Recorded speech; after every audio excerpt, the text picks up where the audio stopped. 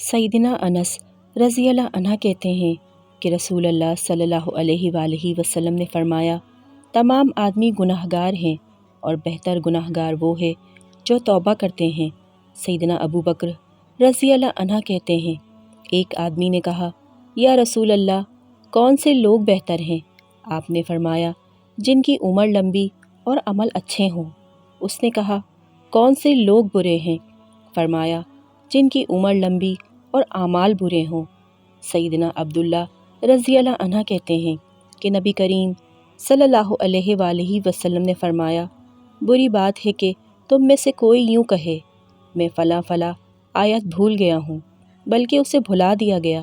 تم قرآن کو یاد کرو، کیونکہ وہ آدمی کے سینے سے اس سے بھی جلدی نکل جاتا ہے جتنی جلدی جانور اپنی رسی سے نکلتا ہے۔ سیدنا ابو ذر رضی اللہ عنہ کہتے ہیں کہ رسول اللہ صلی اللہ علیہ وآلہ وسلم نے فرمایا، میں ایک آیت جانتا ہوں، اگر لوگ اس پر عمل کر لیں تو ان کے لیے کافی ہو۔ جو اللہ سے ڈر گیا، اللہ تعالیٰ اس کے لیے رہائی کا ذریعہ بنا دے گا۔